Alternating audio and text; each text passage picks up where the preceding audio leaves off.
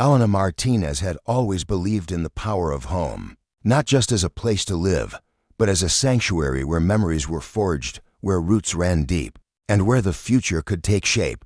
For her, that dream materialized when she inherited her grandmother Rose's craftsman-style bungalow in the sleepy town of Willow Creek, California. The house, with its gabled roof, stained glass windows, and wraparound porch, had been Rose's pride and joy, a haven where Elena had spent countless summers as a child, listening to her grandmother's stories under the shade of a towering magnolia tree in the backyard. When Rosa passed away 2 years ago, leaving the house to Elena in her will, it felt like a sacred trust. Elena vowed to honor her grandmother's legacy by restoring the aging property and making it a home for her own young family. Elena, a 34-year-old graphic designer, lived with her husband, Diego, and their 7-year-old daughter, Sophia, in a cramped rental apartment in Sacramento. Diego worked as a high school history teacher, and their combined incomes were modest, barely covering rent, groceries, and Sophia's school supplies. The inheritance of Rose's house was a beacon of hope, a chance to escape the grind of city life and build something lasting. But the property, located an hour's drive from Sacramento, was in rough shape. When Elena first visited after Rose's passing, she brought along a trusted contractor, Miguel, to assess the damage. The foundation was solid, but the roof leaked, the plumbing was outdated, and the exterior paint had faded to a dull gray. Miguel estimated repairs would cost upwards of $80,000, far beyond Elena's means at the time. "We'll get there," Elena told Diego one evening, clutching a faded photo of the bungalow in its heyday. Rosa beaming on the porch with a tray of homemade tamales. "We just need to save, plan, and be patient." Diego nodded, squeezing her hand. He shared her vision of Sophia playing in the backyard, of family dinners in the cozy dining room, of a life grounded in the history Rosa had left behind. Over the next 2 years, Elena and Diego worked tirelessly. Elena took on freelance design projects after hours, while Diego tutored students on weekends. They cut back on non-essentials, skipping vacations and dining out, funneling every spare dollar into a savings account labeled Rose's House. By early 2025, they had scraped together $90,000, enough to start the renovations. On a bright June morning, Elena called Miguel to confirm the plan. "We're ready," she said, her voice trembling with excitement. "Can your team start next week?"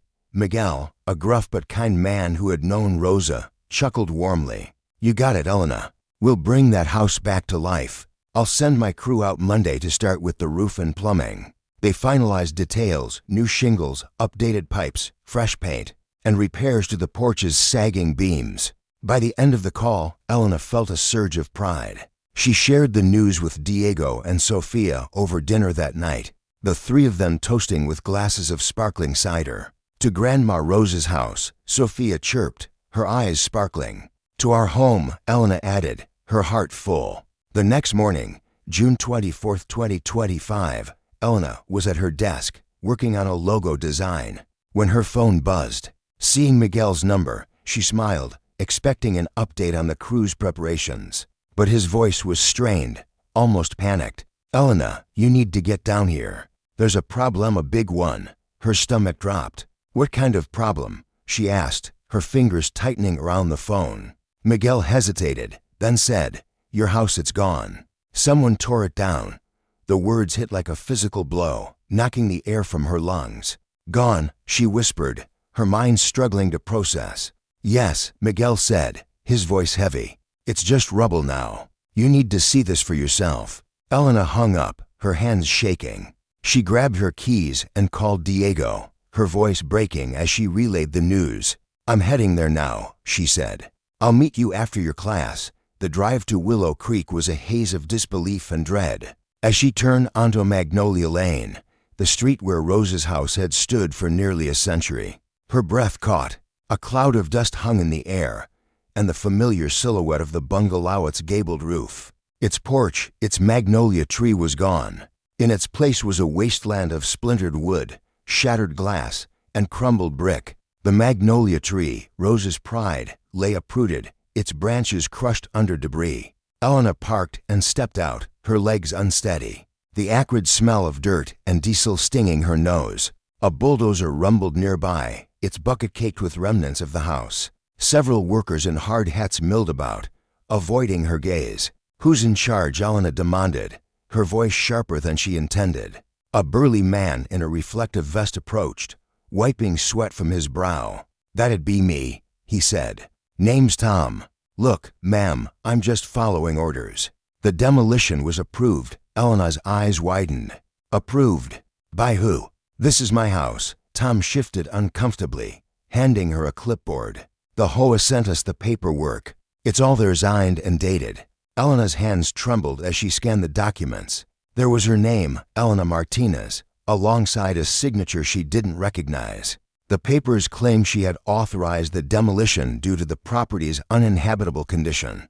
Her heart pounded. "This is a forgery," she said, her voice rising. "I never signed this. No one had permission to touch my house." Tom shrugged, clearly uneasy. "I don't know about that, ma'am. We just do what the HOA tells us. You'll need to take it up with them." Before Elena could respond, a silver sedan pulled up, kicking up gravel. Out stepped a man in a crisp suit, his polished shoes incongruous against the dusty wreckage. He was in his late 40s, with slick-back hair and a smile that didn't reach his eyes. "Ms. Martinez, I presume," he said, extending a hand she didn't take. "I'm Gregory Vance, president of the Willow Creek Homeowners Association. I'm sorry you had to see this, but rest assured, everything was handled according to protocol." Elena's fury boiled over. "Protocol?" she shouted, gesturing to the rubble. "You destroyed my grandmother's house, my family's legacy. You had no right." Vance's smile didn't waver. "The house was a blight on the neighborhood, Ms. Martinez. It was falling apart, a safety hazard, and an eyesore. The HOA acted in the community's best interest." He produced a folder, flipping it open to reveal more documents. "You signed a transfer of jurisdiction to the HOA last year, and you approved the demolition. It's all here." Elena snatched the folder, her eyes scanning the pages. The signature was hers in name only, awkward, uneven, nothing like her flowing script. "This is fake," she said, her voice trembling with rage. "I never signed anything. This is theft, and you know it." Vance's expression hardened. "I'd be careful with accusations, Ms. Martinez. The HOA has the resources to defend itself, and the law is on our side. If you have an issue, I suggest you hire a lawyer, though I doubt you'll find much sympathy in court." His tone was laced with condescension, as if daring her to challenge him. Elena's fists clenched, but before she could retort, a sheriff's cruiser rolled up. Sheriff Laura Hayes, a no-nonsense woman with a reputation for fairness, stepped out, her eyes narrowing as she took in the scene. "Ms. Martinez," she said, nodding. "I got a call about a disturbance." "What's going on?" Elena pointed to the wreckage. "This was my house, Sheriff. They demolished it without my consent. They're claiming I signed papers I never saw." Vance interjected smoothly, handing Hayes the folder. "Everything was above board, Sheriff. The HOA followed procedure." Hayes skimmed the documents, her frown deepening. "I'll need to review these with the county clerk," she said. "In the meantime, no more activity on this site until we clear this up." Vance's smile tightened, but he nodded. "Of course, Sheriff. We'll cooperate fully." As Hayes drove off, Elena stood amid the ruins, her heart aching. The magnolia tree's broken branches seemed to mirror her shattered dreams. But beneath the grief, a spark of resolve ignited. This wasn't just about a house, it was about her family, her heritage, and her right to fight back. She wouldn't let Vance and his HOA erase Rose's legacy. She would uncover the truth, no matter the cost. The next day, Elena sat in her Sacramento apartment, staring at the photo of Rosa on the porch.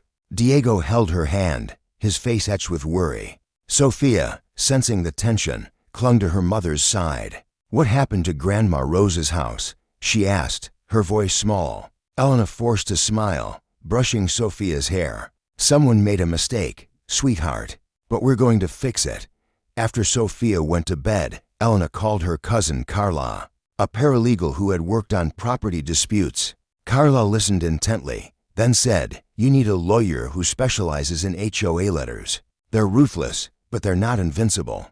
I know Sumi and Rebecca Torres. She's tough and she hates bullies like this Vance guy. Elena met Rebecca the following morning at her office in downtown Sacramento.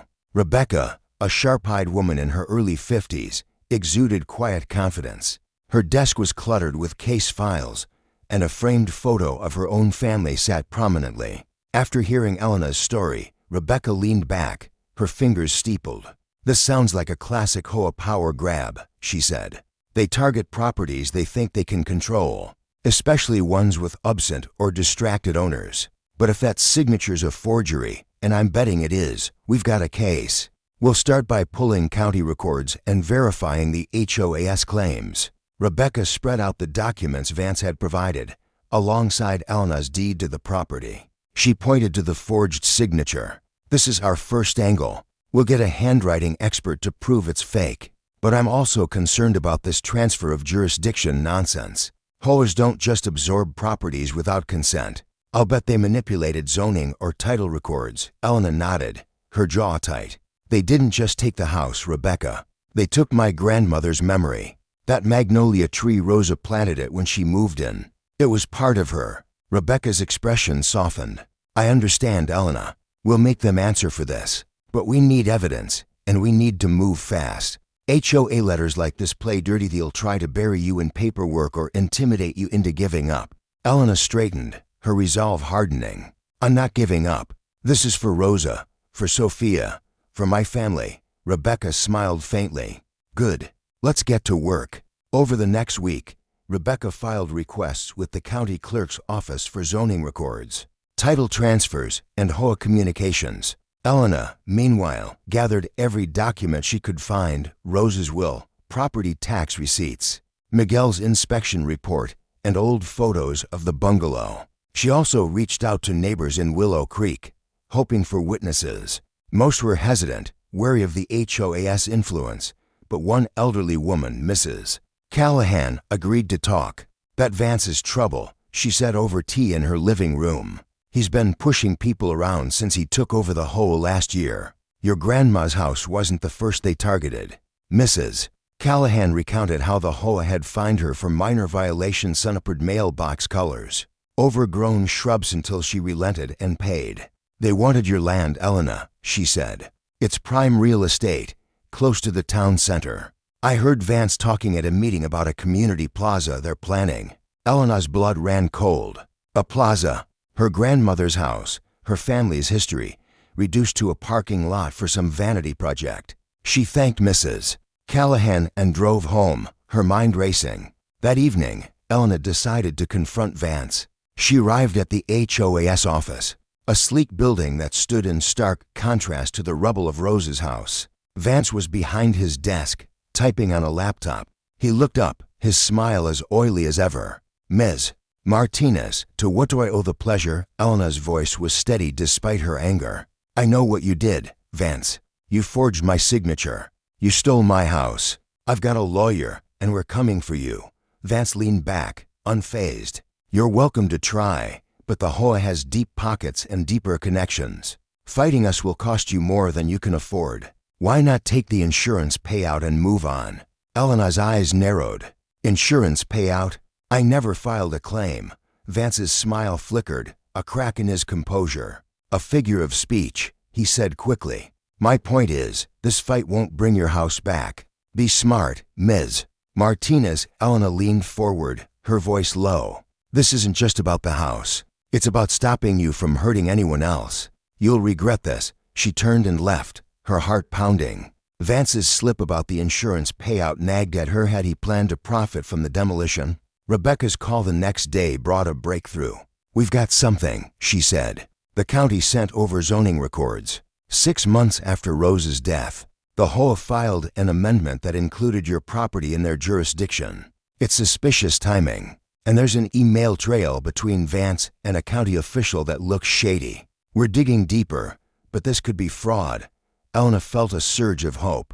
"What's next?" she asked. "We keep building the case," Rebecca said. "And we watch our backs. Vance won't go down without a fight." As the investigation deepened, Elena visited the property again to document the damage. Walking through the debris, she found shards of Rose's stained glass windows, their colors dulled by dust.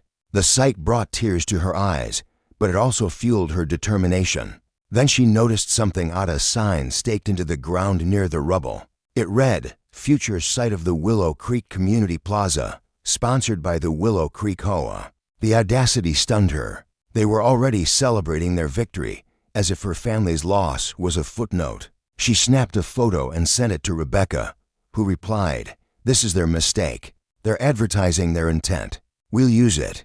But the HOA's tactics grew darker. One evening, Elena received a call from Sheriff Hayes. "We got a complaint about your property," Hayes said. "Someone reported illegal dumping chemicals, hazardous materials. I need to send an inspector out." Elena was incredulous. "That's impossible. There's nothing there but rubble," Hayes sighed. "I know, but I have to follow up. Be there tomorrow." The next morning, Ellen arrived to find a pile of rusted barrels near the debris, clearly planted. "This is Vance," she told Rebecca, her voice shaking with anger. "He's framing me." Rebecca's response was calm but firm. "Document everything. Don't touch the barrels. We'll prove it's a setup." As the pressure mounted, Elena's resolve grew. She knew she was up against a powerful enemy, but the evidence was stacking in her favor. Rebecca uncovered testimony from a former HOA board member who claimed Vance had a history of targeting vulnerable properties. "He's got a pattern," the ex-member said. "He picks owners who can't fight backholders, absentees, people with no money." Elena realized this wasn't just about her house, it was about exposing a system of exploitation. For Rosa, for Sophia, for everyone Vance had hurt, she would keep fighting. Elena Martinez sat in Rebecca Torres's law office, surrounded by stacks of documents and the faint hum of a coffee machine.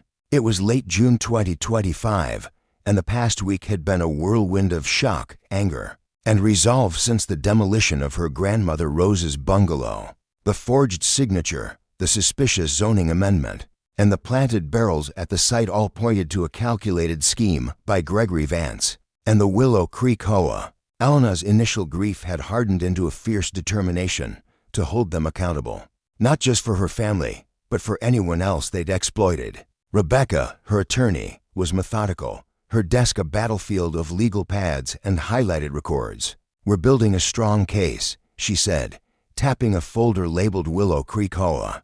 "But Vance is slippery. He's got money, connections, and a knack for covering his tracks." Rebecca had uncovered a trail of emails between Vance and a county official named Harold Grayson, who oversaw zoning records. The emails, obtained through a public records request, hinted at a quid pro quo. Grayson had expedited the zoning amendment that placed Rose's property under HOA control, and Vance had promised future considerations. One email, dated 3 months after Rose's death, was particularly damning. Vance wrote, "Martinez hasn't been to the property in months. It's ripe for acquisition. Push the amendment through, and I'll make sure you're taken care of." Grayson's reply was curt, "Consider it done." Elena's stomach churned as she read the words. "They planned this from the start," she said, her voice tight. "They knew I was busy, that I couldn't check on the house often. They saw an opportunity and took it." Rebecca nodded, her eyes sharp. "This is fraud, Elena, and possibly bribery. If we can tie Grayson to Vance's scheme, we're looking at criminal charges, not just a civil suit. But we need more witnesses, documents, anything to show this wasn't a one-off." Elena leaned forward, her hands clasped. "Mrs. Callahan mentioned other neighbors who've been bullied by the HOA. Could we talk to them?" Rebecca jotted a note. "Good idea. If we can establish a pattern of abuse, it strengthens our case. I'll also hire a forensic accountant to dig into the HOA's finances. If Vance is profiting from these seizures, there'll be a money trail." Over the next few days, Elena and Rebecca worked tirelessly. Elena canvassed Willow Creek, knocking on doors and speaking to neighbors. Most were reluctant, fearing retaliation from the HOA, but a few shared their stories. Mr. Patel, a retiree, described how the HOA had fined him $500 for a non-compliant fence, despite it being in place for decades. "They kept raising the fines until I paid," he said bitterly. "I couldn't afford a lawyer." A young couple, the Thompsons, recounted how Vance had pressured them to sell their corner lot at a below-market price. claiming it was essential for a community project. He said we'd regret it if we didn't cooperate, Mrs. Thompson whispered, glancing nervously at her front door. Elena's heart sank with each story, but they fueled her resolve. She began compiling a list of affected homeowners, cross-referencing their complaints with HOA meeting minutes she obtained. Through Rebecca's legal requests, the minutes revealed a pattern. Vance and his board routinely targeted older properties, or those owned by absent landlords, citing vague community standards violations. The HOA's fines and liens often forced owners to sell or surrender their land, which was then repurposed for projects like the proposed community plaza. Elena's property, centrally located and steeped in history, had been a prime target. Meanwhile, Rebecca's forensic accountant, Lisa Chen, uncovered troubling financial records. The HOA's budget showed unusually high consulting fees paid to a shell company called Willow Ventures, registered to an address linked to Vance's brother-in-law. "This is a red flag," Lisa told Elena and Rebecca during a meeting. The HOA's funneling money to insiders, likely to fund Vance's pet projects. "Your grandmother's property was probably seen as a cash cow. Demolish it, build something shiny, and pocket the profits." Elena's jaw tightened. They didn't just destroy Rose's house. They're stealing from the whole community. As the evidence mounted, the HOA escalated its tactics. One morning, Elena received a certified letter from the HOA, accusing her of gross neglect of the property and demanding $10,000 in fines for alleged code violations predating the demolition. The letter cited overgrown weeds, structural hazards, and absurd live hazardous barrels that had mysteriously appeared. "This is a smear campaign," Rebecca said, tossing the letter onto her desk. "They're trying to paint you as an irresponsible owner to justify their actions. We'll counter this in court, but we need to stay focused." Elena's next move was to confront Vance again, hoping to catch him off guard. She arrived at the HOA office unannounced, her phone recording in her pocket, a precaution Rebecca had suggested. Vance was in a meeting, but his assistant, a nervous young woman named Claire, let Elena wait in the lobby. As Elena sat, she overheard Vance on a phone call through the thin office wall. "Grayson's getting cold feet," he said, his voice low. "Tell him to stick to the plan, or he's out of the deal." Elena's pulse quickened. Was Grayson the county official? She texted Rebecca, who replied, "Keep listening, but don't engage. We need hard evidence." When Vance emerged, he was all smiles. "Ms. Martinez, back so soon," he said, his tone dripping with false warmth. Elena stood, her voice steady. "I know about the zoning amendment, Vance. I know about your deal with Grayson. This isn't over." For a split second, Vance's composure slipped, his eyes narrowing. "You're out of your depth," he said coldly. "The HOA has the law, the money, and the community on its side. You're fighting a losing battle." Elena held his gaze. "We'll see about that. I'm not alone, and I'm not backing down." As she left, Claire slipped her a folded note. "Be careful," it read. "He's dangerous." The note sent a chill through Elena, but it also hinted at a potential ally. She met Claire at a coffee shop the next day, away from Willow Creek. Claire, barely out of college, was visibly nervous. "I didn't sign up for this," she said, glancing over her shoulder. "Vance hired me to manage paperwork, but I've seen things, mails, payments, threats. He's been targeting properties for years, using fines and liens to force sales. Your grandmother's house was just the latest." Elena leaned forward. "Can you help us? We need proof." Claire hesitated, then nodded. "I'll get you what I can, but you have to protect me. Vance has people everywhere." Claire delivered. Over the next week, she smuggled out copies of internal HOA emails and financial records, including a memo from Vance outlining plans for the community plaza. The memo described Rose's property as a key acquisition for a development that would include retail spaces and a parking lot, with projected profits in the millions. The documents also revealed that Vance had secured preliminary approval from the county, contingent on Grayson's zoning changes. "This is gold," Rebecca said, poring over the files. "We've got motive, means, and opportunity. Now we need to tie it all together." But the HOA's retaliation intensified. One evening, Elena's car was vandalized outside her apartment.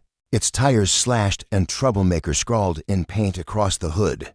Diego wanted to call the police, but Elena hesitated, fearing it would escalate things further. Instead, she reported it to Sheriff Hayes, who promised to investigate, but warned, "Vance has friends in high places.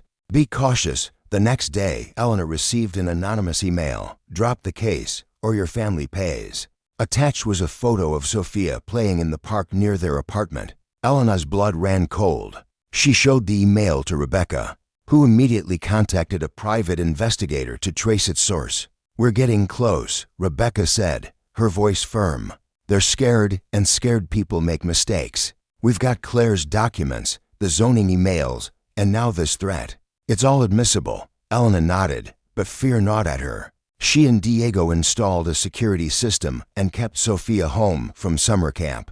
Unwilling to take risks, the stress was taking a toll. Elena barely slept, haunted by images of Rose's shattered house and the looming threat to her family. Yet every time she wavered, she thought of Rose's strength, her grandmother's unwavering belief in standing up for what was right. "This is for you, Abuela," she whispered, clutching the faded photo of the bungalow. The breakthrough came 2 weeks later. Rebecca's investigator traced the anonymous email to an IP address linked to a coffee shop near the HOA office. Surveillance footage showed Claire's replacement, a man known to be Vance's nephew, using a laptop at the time the email was sent.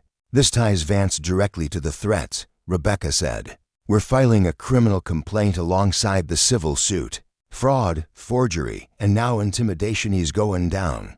Elena felt a flicker of hope, but also dread. Vance's desperation made him unpredictable, and she knew the fight was far from over. As the case progressed, Elena organized a community meeting at Mrs. Callahan's house, inviting neighbors who'd been targeted by the HOA. The turnout was small but passionate. Patel, the Thompsons, and a handful of others shared their stories. Elena stood before them, her voice steady. "This isn't just about my house," she said. "It's about all of us. If we don't stand up to Vance, he'll keep taking what's ours." The group agreed to form a coalition, pooling resources to support Elena's case and demand transparency from the HOA.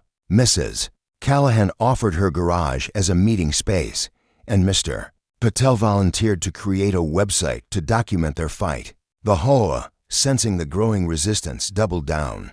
Vance sent letters to every homeowner, claiming Elena's lawsuit was frivolous and would raise HOA fees for everyone. He held a town hall, painting himself as a protector of community values and Elena as an absentee owner who'd neglected her property. A few neighbors bought his narrative, but others, emboldened by Elena's courage, began speaking out. The Thompsons posted flyers around town, urging residents to attend the next HOA meeting and demand answers. The tide was turning, but Elena knew the real battle would be in court. Late one night, as Elena reviewed case files, she found a letter from Rosa, tucked inside an old family Bible she'd salvaged from the rubble. "My dearest Elena," it read, "this house is more than wood and glass. It's our heart, our history. Protect it, and it will protect you." Tears streamed down Elena's face as she read the words. She felt Rosa's presence, urging her forward. The fight was no longer just about justice, it was about honoring a promise. With Rebecca's evidence, Claire's documents, and the community's support, Elena was ready to face Vance in court. The stakes were higher than ever, but so was her resolve. The Willow Creek Courthouse was a modest brick building, its walls lined with portraits of stern-faced judges and faded maps of the county. On a sweltering morning in August 2025, the courtroom was packed with a mix of curious residents, HOA supporters, and Elena Martinez's allies, who had rallied around her as her case against Gregory Vance and the Willow Creek HOA gained traction. Elena sat at the plaintiff's table beside her attorney, Rebecca Torres, her heart pounding as the bailiff called the court to order. This was the culmination of months of grief, fear, and relentless effort to expose the HOA's corruption. The demolition of her grandmother Rose's bungalow, the forged documents, the threats against her familial of it would be laid bare today. For Elena, this fight was no longer just about reclaiming her family's legacy. It was about dismantling a system that preyed on the vulnerable and ensuring no one else suffered. As she had, Rebecca was calm but focused, her briefcase stuffed with evidence, Claire's smuggled HOA documents, the zoning emails between Vance and county official Harold Grayson, the forensic accountant's report on the HOA's shady finances, and surveillance footage tying Vance's nephew to the threatening email. Elena's coalition of neighbors, Callahan, Mr. Patel, the Thompsons, and others sat in the gallery, their presence a quiet show of strength. Diego and Sophia were there too, Diego's hand resting on Elena's shoulder, Sophia clutching a drawing of Rosa's house she'd made for her mother. For Grandma Rosa, Sophia had whispered, handing it to Elena before the trial began. The drawing, with its vibrant magnolia tree, steadied Elena's nerves as the judge, a silver-haired woman named Margaret Ellison, took her seat. Rebecca opened with a powerful statement, her voice clear and commanding. Your Honor, this case is about more than a house. It's about a deliberate, calculated scheme by the Willow Creek HOA, led by Gregory Vance, to steal Elena Martinez's family legacy. Through forgery, fraud, and intimidation, they demolished a century-old home without consent, all to profit from a development project that served their own interests, not the community's. She held up the forged demolition authorization, the signature glaringly unlike Elena's. This document is a lie. Ms. Martinez never signed it, and we have expert testimony to prove it. The forensic document examiner, Dr. Alan Kessler, took the stand first. A meticulous man with wire-rimmed glasses, he presented a detailed analysis of the signature, comparing it to Elena's official documents. The discrepancies are unmistakable, he said, projecting images onto a screen. The stroke patterns, the pressure points, even the letter formations don't match. This is a clear forgery. Murmurs rippled through the courtroom, and Elena saw Vance shift uncomfortably in his seat at the defense table. His attorney, a slick corporate lawyer named Richard Hargrove, scribbled notes furiously, his face unreadable. Rebecca's next move was to introduce the zoning emails. She read aloud the exchange where Vance called Rosa's property ripe for acquisition and promised Grayson future considerations. This wasn't an oversight, Rebecca said, addressing the jury. It was a conspiracy to manipulate county records and seize Ms. Martinez's land under false pretenses. She called Grayson to the stand who, under pressure from a separate county investigation, had agreed to testify in exchange for leniency. Grayson, a nervous man with sweat beading on his forehead, admitted to altering the zoning amendment at Vance's request. He said it was for the community's benefit, Grayson mumbled. He offered me a cut of the plaza's profits. The courtroom buzzed, and Judge Ellison's gavel cracked to restore order. Elena's testimony was the emotional heart of the case. She took the stand, her voice steady despite the weight of every eye on her. She described Rosa's bungalow stained glass windows, the magnolia tree, the summers spent listening to her grandmother's stories. That house was our history, she said, her eyes meeting the jurors. It was where I learned who I am, where I wanted to raise my daughter. The HOA didn't just destroy a building, they stole our past and our future. She recounted the shock of the demolition, the forged documents, the planted barrels, and the threatening email with Sophia's photo. They tried to silence me, she said, her voice rising. But I'm here for my family, for my neighbors, for everyone they've hurt. Hargrove's cross-examination was brutal, aiming to paint Elena as negligent. You hadn't visited the property in over a year, correct? He asked, his tone sharp. You left it in disrepair, didn't you? Elena held her ground. I was saving to restore it, she said. I paid taxes, hired a contractor, and had a plan. The HOA never contacted Methy, just acted. Hargrove pressed further, suggesting the house was a public nuisance. But Rebecca countered with Miguel's inspection report, photos of the property, and receipts proving Elena's diligence. Each jab from the defense was met with evidence, and Hargrove's confidence began to wane. The HOA's defense hinged on portraying Vance as a community servant. Hargrove called board members who praised Vance's leadership, claiming the demolition was a necessary step to improve Willow Creek. But their testimony faltered under Rebecca's cross-examination. One board member, flustered, admitted she hadn't seen the demolition authorization before it was filed. Another disclosed that Vance often made decisions unilaterally, bypassing board votes. The cracks in the HOA's facade widened when Rebecca introduced Claire's documents, including the memo outlining the community plaza's profits. This wasn't about community welfare, Rebecca said, holding up the memo. It was about greed. The turning point came during Vance's testimony. He took the stand with his usual polish, claiming the HOA acted in good faith based on approved documents. Rebecca's questions were relentless, each one a scalpel peeling back his lies. She confronted him with the emails, the financial records, and the surveillance footage. "Mr. Vance," she said, her voice cutting through the room, "did you orchestrate the forgery of Ms. Martinez's signature to demolish her home for your plaza project?" Vance's composure cracked. "I acted for the community," he snapped, his face flushed. "That house was a blight." Rebecca pounced.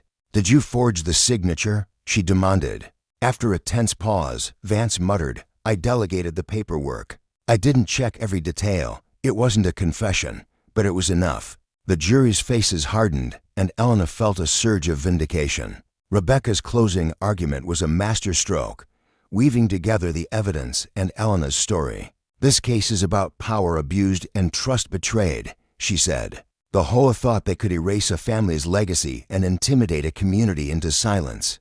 But Elena Martinez fought back, and today, you have the power to hold them accountable." Hargrave's closing was polished but hollow, leaning on technicalities and blaming Elena's neglect. As the jury retired to deliberate, Elena sat with Diego and Sofia, her hands clasped tightly. The wait was agonizing, each minute stretching into eternity. After 2 hours, the jury returned. The foreperson, a middle-aged woman with a steady voice, read the verdict. "We find the defendant, the Willow Creek HOA, and Gregory Vance, guilty of fraud, forgery, trespass, and intentional infliction of emotional distress." The courtroom erupted, and Judge Ellison's gavel pounded for order. The judge's ruling was scathing. She awarded Elena $1.2 million in damages, covering the property's value, legal fees, and punitive damages for the HOA's egregious conduct. She also ordered Vance's arrest on criminal charges of fraud and intimidation, citing the email threat as evidence of his malicious intent. As sheriff's deputies handcuffed Vance, his polished facade crumbled, his eyes darting frantically. Elena watched, her relief tempered by exhaustion. Justice had been served, but the scars remained. The financial settlement allowed Elena to rebuild Rose's bungalow, and she hired a team of artisans to recreate every detail of gabled roof. The stained glass windows, the wraparound porch, the magnolia tree was replaced with a sapling, a symbol of renewal. During construction, Elena planted a garden with roses and marigolds, Rose's favorites, and Sophia helped, her small hands patting the soil. When the house was complete, Elena invited her coalition for a celebration. Mrs. Callahan brought homemade cookies. Mr. Patel shared stories of his own fight, and the Thompsons toasted to new beginnings. Diego stood on the porch, his arm around Elena, as Sophia ran through the yard, laughter echoing. "You did it," Diego whispered. Elena smiled, tears in her eyes. "We did it." The trial's impact rippled beyond Willow Creek. The verdict prompted a statewide investigation into HOA practices, leading to new laws requiring transparency, oversight, and protections against property seizures. Elena's case became a rallying cry, inspiring homeowners across California to challenge abusive HOA letters. With Rebecca's guidance, Elena founded Roots Restored, a nonprofit to educate and support property owners. The organization offered free legal clinics, and Elena spoke at community events, sharing her story to empower others. "No one should lose their home to greed," she said at a Sacramento rally, her voice carrying Rose's strength. Locally, the HOA was restructured under new leadership. Vance, a community leader named Susan Nguyen, prioritized collaboration and fairness. She vowed to rebuild trust. The community plaza plan was scrapped, and the land Elena's land remained hers. Neighbors began to heal wounds, attending HOA meetings with newfound confidence. Mrs.